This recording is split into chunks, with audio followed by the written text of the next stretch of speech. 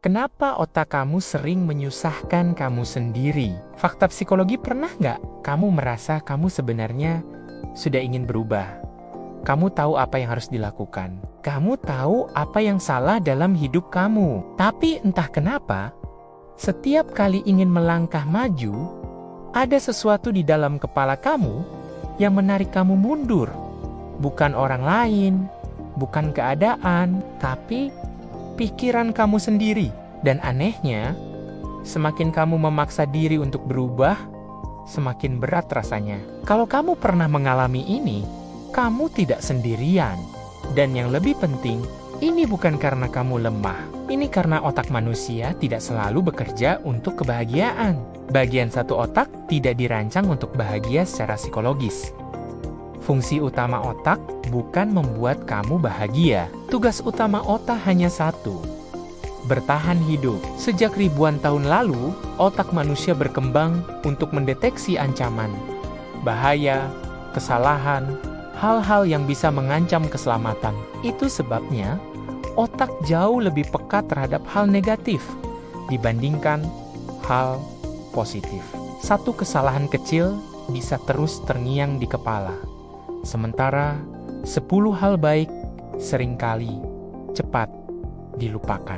Bahagia itu bonus, aman adalah prioritas. Masalahnya, di kehidupan modern, ancaman fisik sudah jarang. Tapi otak kita masih bekerja dengan sistem lama. Akibatnya, otak menganggap kegagalan sosial, penolakan, dan perubahan hidup sebagai ancaman serius. Bagian 2. Kenapa perubahan terasa menakutkan? Setiap perubahan, bahkan perubahan positif, dianggap sebagai risiko oleh otak. Pindah pekerjaan, mengakhiri hubungan yang tidak sehat, memulai kebiasaan baru. Semua itu membuat otak kehilangan kontrol atas hal yang familiar, dan bagi otak hal yang familiar, meskipun menyakitkan, terasa lebih aman dibandingkan sesuatu yang belum diketahui. Itulah kenapa banyak orang bertahan di situasi yang sebenarnya tidak mereka sukai.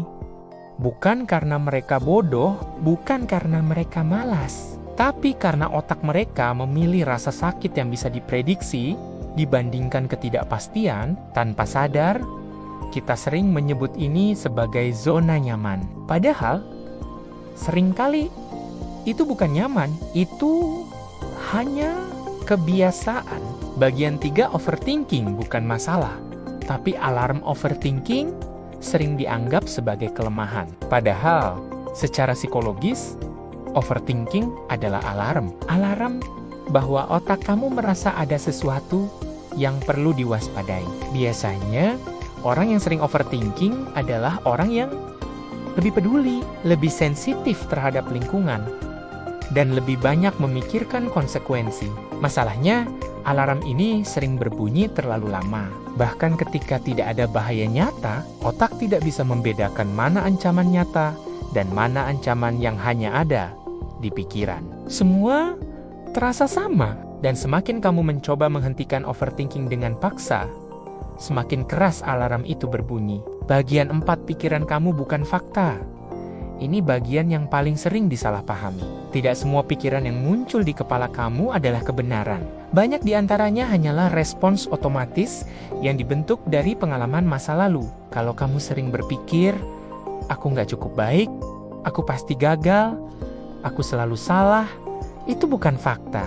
Itu adalah pola. Otak belajar dari pengulangan, dan semakin sering suatu pikiran muncul, semakin terasa nyata, meskipun sebenarnya tidak benar. Belajar membedakan antara pikiran dan kenyataan adalah langkah besar dalam memahami diri sendiri. Bagian 5, kenapa hal negatif lebih nempel secara psikologis?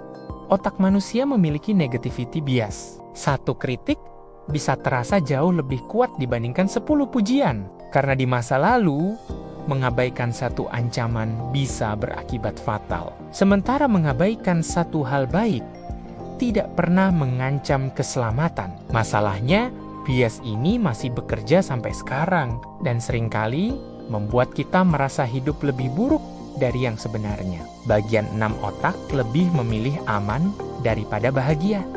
Otak akan selalu memilih hubungan yang familiar, meskipun menyakitkan. Pekerjaan yang stabil, meskipun menguras mental.